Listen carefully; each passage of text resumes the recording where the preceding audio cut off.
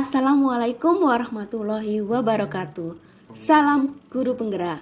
Perkenalkan, nama saya Litania Pasa, calon guru penggerak angkatan 9 dari Kabupaten Sidoarjo, unit kerja SMK 10 November Sidoarjo. Di sini saya akan memaparkan tentang koneksi antar materi, kesimpulan dan refleksi dari pemikiran Ki Hajar Dewantara. Apa yang saya percaya tentang murid dan pembelajaran di kelas sebelum saya mempelajari modul 1.1? Sebelum mempelajari modul 1.1 ini, pembelajaran yang saya lakukan hanya bersifat transfer materi pelajaran saja.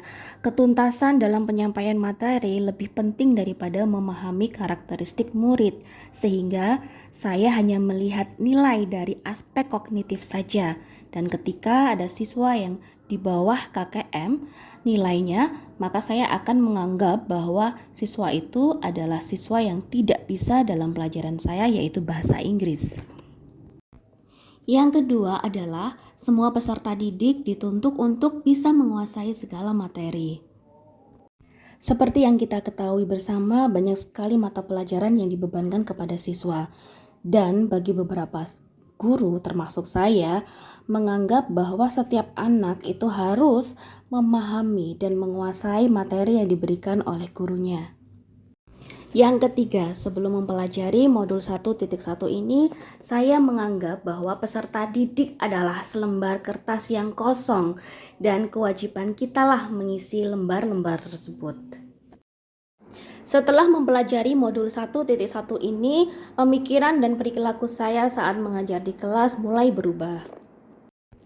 Dengan menerapkan sistem Among, saya sadar bahwa tugas saya adalah menuntun siswa untuk menumbuhkan budi pekerti dalam kegiatan belajar mengajarnya dan untuk membantu mereka memahami pentingnya materi yang dipelajari, mengidentifikasi manfaatnya bagi diri sendiri, kemudian diterapkan dalam kehidupan sehari-hari. Hal ini mensyaratkan adanya proses pemaknaan materi, bukan hanya penguasaannya saja. Kini saya tidak lagi hanya berfokus pada aspek kognitif saja, tapi lebih pada karakteristik anak. Saya tidak lagi menuntut setiap siswa saya menguasai materi yang saya ajarkan, karena setiap anak memiliki bakat minat yang berbeda.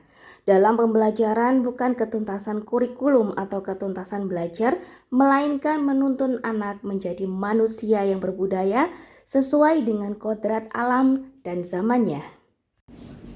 Setelah mempelajari modul 1.1, saya menyadari bahwa anak-anak bukanlah kertas putih yang kosong, akan tetapi sudah memiliki tulisan dan garis-garis samar yang perlu dituntun untuk memperjelas garis sesuai dengan minat dan keistimewaan dengan menggunakan pembelajaran yang berpusat dan berpihak pada anak. Apa yang dapat segera saya terapkan agar kelas saya mencerminkan pemikiran Ki Hajar Dewantara? 1. Merancang pembelajaran yang aktif dan menyenangkan. Kita bisa menyelipkan permainan, role play, dan pembelajaran yang menarik lainnya. 2. Menerapkan konsep merdeka belajar. Kita membebaskan anak-anak untuk berkarya, tapi tentu saja kita sebagai pamong tetap memberikan tuntunan kepada mereka. 3. Pembelajaran yang mengutamakan budi pekerti.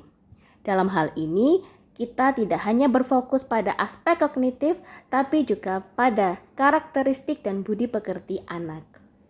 4. Tidak menuntut, tapi lebih pada menuntun.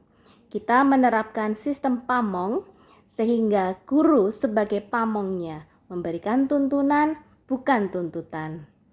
5. Menciptakan pembelajaran sesuai dengan kodrat anak yang berbeda-beda dan sesuai dengan zamannya. Dalam hal ini, pada abad 21, kita sebagai seorang pendidik dituntut untuk bisa menguasai ilmu pengetahuan, teknologi, dan informasi agar bisa mengikuti perkembangan zaman dan digunakan sebagai media pembelajaran saat mengajar.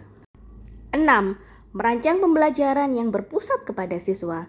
Pusat pembelajaran sekarang bukanlah guru, tapi siswa.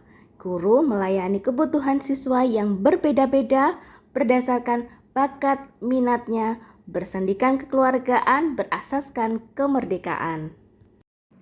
Demikianlah pemaparan dari saya tentang koneksi antar materi, refleksi, dan kesimpulan dari pemikiran Ki Hajar Dewantara.